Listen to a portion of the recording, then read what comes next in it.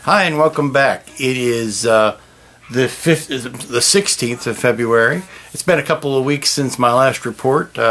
Weird couple of weeks. Weird in a good way, though. Things that conspired to take me away from the work table, but in a good way mostly. And I will try not to bore you too long with those details, but I wanted to let you know where we were and the state of the two-ship build. Well, as you can tell, one of the ships has been built. It is finished. It is the, as you can tell, one of the ships has been built. It's finished. It is the Viper with occupant. Turn that around here so you can see. There you go. With occupant. All it needs now is a little bit of beaten up and weathering, which, like I said, I will maybe do a little bit later on. Here is the 1000 scale NX. To this point, I have duplicolor primered everything, and I have used the Model Master magnesium out of the small can. This was out of their rattle cans, and given it a good coat and a good buffing. And here are the other parts. I've decided not to like this. To go ahead and just build it up and paint it and move on. The next project after that is, if you can remember our old friend, the MPC. Well, this is the repressing of the old MPC Space 1999 Eagle. I want to work up some templates for this Eagle, and to do that, I really need to build it. So that's what I'm doing next, and I am getting in the wave of nostalgia from having built one of these back in the day. But I am going to try to do something new, something different with this kit, so that you can not only paint the stripes on the, if you want to paint the red stripes on here for the medical bay. But also, I'm thinking that I will include black vinyl for the windows, for these little windowsills and whatnot, these little alcoves, so that you don't have to paint those. You can just simply put the black vinyl in there. So some weird and good things have been going on. I had a couple of commissions that I needed to knock out. Like I said, anytime paying work comes through the door, that usually gets, or not usually, it always gets my first attention. And I had a big order to knock out, and did that.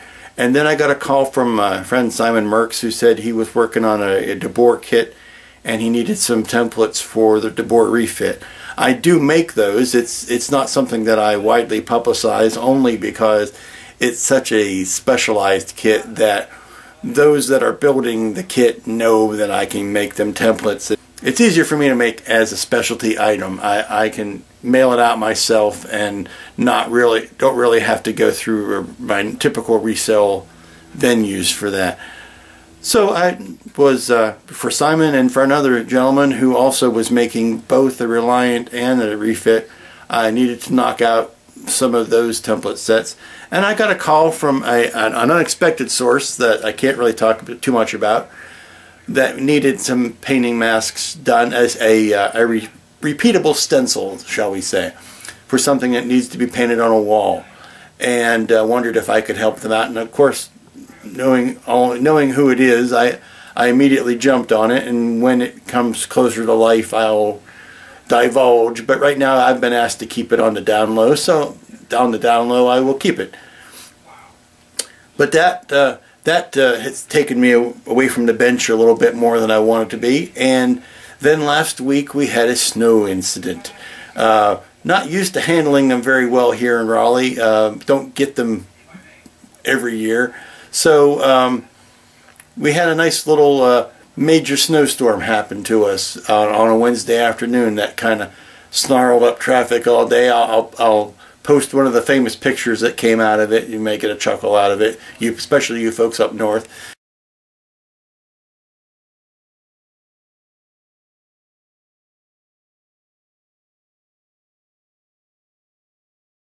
It made me nostalgic, if anything, because I grew up in the north, and that's where I learned to drive, and drive in the winter. So I was having fun reliving some, but after 3.5 hours of trying to get from downtown to my house, I could say I've probably had enough of it for a while, and my appetite for nostalgia has been satiated. And let's see what else.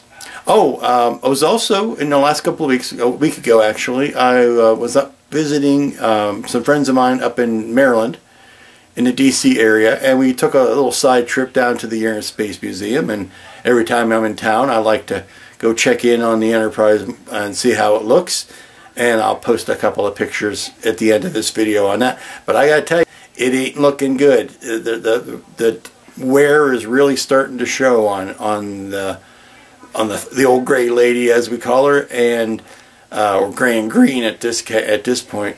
But I really hope that sometime in the near future we can see a serious restoration effort by people who know what she should look like, care that she looks good, and you know, get some more life out of it, because it's something that collectively we need to take care of.